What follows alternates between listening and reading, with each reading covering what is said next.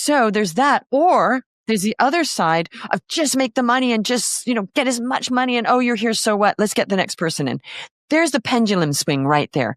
There is a happy medium that hardly anybody achieves. That is, you're a business. You need to maximize your sales and profits in the right way with the right clients and let everybody else go by if they're not a good fit. And you need the service. Yeah.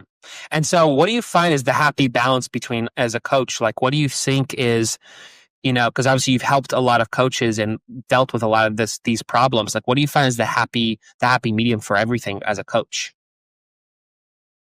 The happy medium is maximizing your profits and sales and being what you want to be. If you want to be $1 million coach, do so. But the goal should not be, I'm going to be $1 million coach no matter what. The goal should be, I'm going to be so good at what I do that I'm going to get all these wonderful clients that are happy. They're getting results. And as a result of that, I will become a millionaire. That's the happy medium. Interesting. And so it's kind of funny and fascinating to me because some people, as coaches, they just kind of struggle with, they want to not charge so much, but then they kind of want to help. They want to help as much people as they can, but they're just like, I don't want to charge so much. And I think that's where they kind of lose a lot of stuff with them. So you've obviously helped a lot of people in these areas. What do you find are like the mistakes that people make when they have a coaching business? What do you find are the key mistakes that people make that you've helped them with? Okay, the key mistake is this. They hire people who help them with stuff that is easy for them to do because it makes them feel good. So they'll hire a branding company.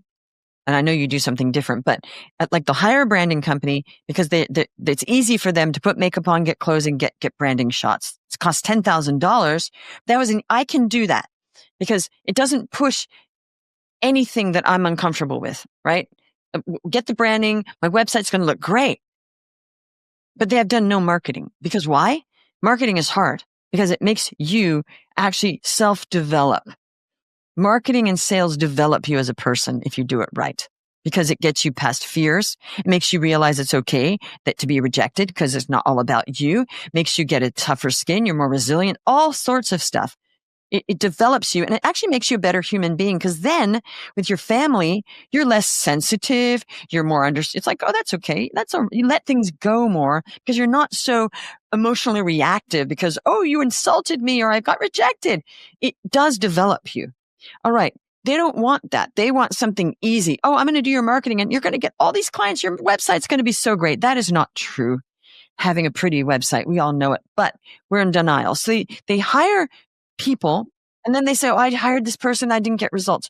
Well, you didn't what kinds of results? Did you expect that you were going to get pretty photos and everybody's going to say, I want to work with you because you have a nice designer dress on and makeup? No. That's the biggest problem is they do not say to themselves, okay, I have a business. I need to bring money in the door. What do I do to just actions? What do I do to bring money in the door? Even if I don't have a pretty website, even I don't have that. They're not focusing on business building activities, not just coaches, it's all businesses because, I've coached all sorts of businesses. All right. So that's it. Then they spend money on all these silly things. It's sort of in the old days. We used to make in the .com era. We used to make fun of the people that had the Herman Miller chairs. They had no business. Okay. But they had expensive offices. Herman Miller chairs. It was the Herman Miller chair joke. You have no business, expensive offices, but you want to look like you're important. You spent all this money. You should have just sat at home in a corner, in a chair, making money on a shoestring, gorilling it, that's what bootstrapping it. You should have bootstrapped it, but no, they didn't want to bootstrap. Then they get in debt. They're paying this rent. It's nice for all our clients they don't have. And they had the Herman Miller chairs. It's such a funny joke. And when all the .coms went down and all those places went down, there were all these Herman Miller chairs secondhand online for sale. It was a joke. Okay. So never ever overspend on unnecessary peripheral stuff like, I have to get myself an outside office. Why? Unless there's kids in the background screaming. And I did have kids in the background screaming sometimes. We were okay with that during COVID, right? The point is, why are you spending money? Because it's like those people that are going to play a hobby and they go buy all these expensive golf clubs, but then they actually don't play the golf. That's what it's like. Do you know those people? Oh, I got a hobby. They spend all the money. It's fun. It's fun to go get all the paraphernalia, but then they don't do anything with it. That's what they're doing. They're also not getting help from a coach. You need a coach. You always need coaches and mentors because those people have made mistakes. They are where they are, and there's a reason. So my strategy is always to find people that are where I want to be, and I say, hey, can I pay you? And sometimes they say, I'm not a coach. And I say, I don't care. I want you to coach me anyway. I'm going to pay you because I want what you want. Do you think you could just tell me what you did? And they're like, oh, okay. So it doesn't even matter whether they're certified. If they have done something, they surely know how they did it.